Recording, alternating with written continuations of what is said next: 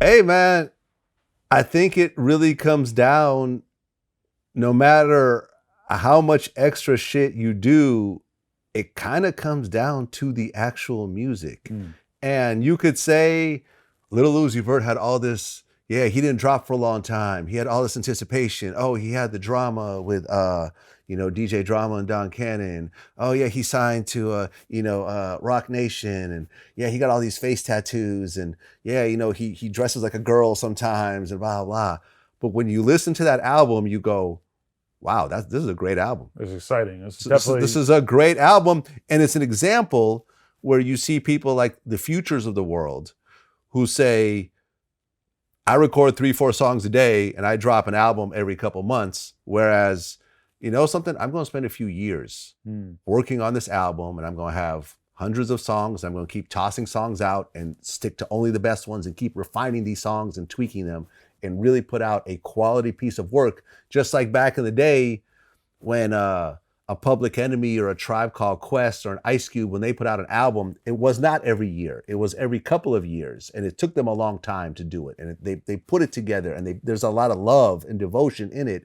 When I listened to Lil Uzi Vert, and I was not the biggest fan, but after hearing this album, I'm like, wow, this is really good. Yeah, and I mean, I don't know like how Blueface recorded this project, but I know that when I when I spoke to him about his EP that he put out before this project, that he was basically like, I'm the kind of artist where if I put out a project, I got 8 songs, I probably recorded 9. I probably recorded 10. Like, he's just straight up, and that's what the album sounds like, to be fair.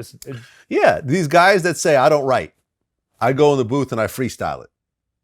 And if you put out enough music, you will eventually get a hit by doing it that way, but you will not put out a project. Like, for example, I'll tell you this, and this is how, I remember when I interviewed Migos, that's how they said they do it. They said, yeah, we just go in, we were talking about like Fight Night or like one of their bigger songs back then. They're like, yeah, we just came in, did it, one take, on to the next song and so forth. How long did it take y'all to make Fight Night?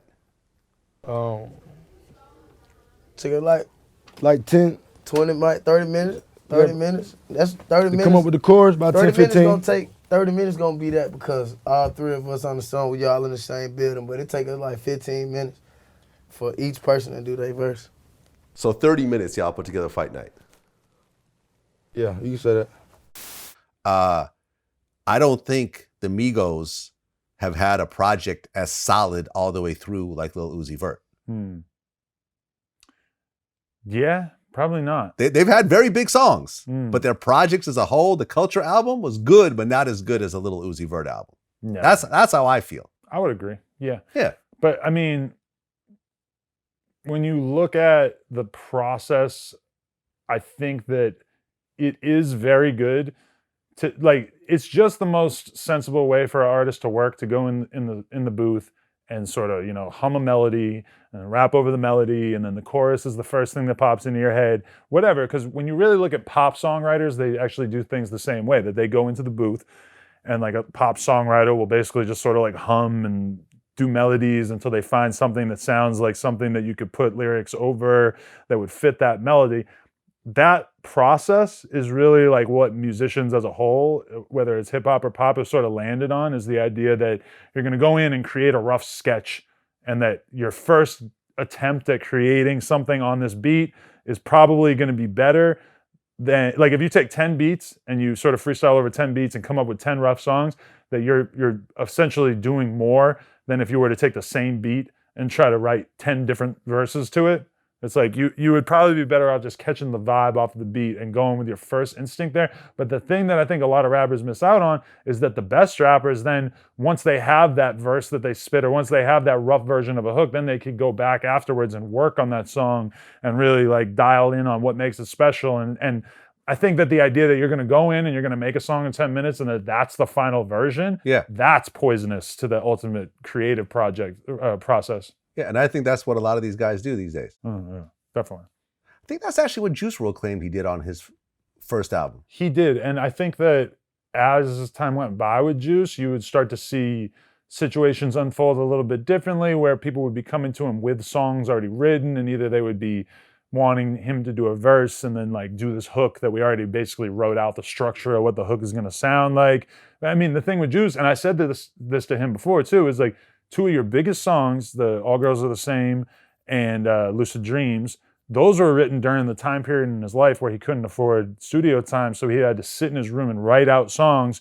And then once he went into the studio, he would already know exactly what he was going to say. So he would just lay down those vocals. He already had that was him in that strong songwriting process because, you know, he had only had so much studio time. Then later in his career, he finds himself in the situation where he's got infinite beats. The studio's all set up in his living room. He's got the engineer sitting right there. He's going to help him through whatever. I don't know that, like, I think it would have been very hard for him to go back and just actually take that time and just write out songs and then do it. Because I know that when I sort of threw that idea out there, it didn't seem like it would really make sense to him given the speed that he was able to put stuff together. But I think like one person who was amazed by their creative process was YNW Melly, because he went in the booth the one night that I went to the studio with him. He goes in the booth, they put on a track, and he just howls this freestyle for 10, 15 minutes. And then his manager, who's this dude Track, who manages a lot of other artists now and stuff, and is just like overall really smart dude in the business. He then goes and sits, like Melly's doing his own thing, drinking, chilling, kicking it. And the manager Track is sitting there with the engineer saying, okay, take this first part. All right, move that here. Cut out these first like 4 minutes where he was doing this. And like, he took the freestyle and then constructed it into a song. And I don't know that Melly would have been able to do that with his own vocals, but his manager was able to look at it from an outsider perspective and say, these were the best parts of that freestyle, and we can make a verse out of it.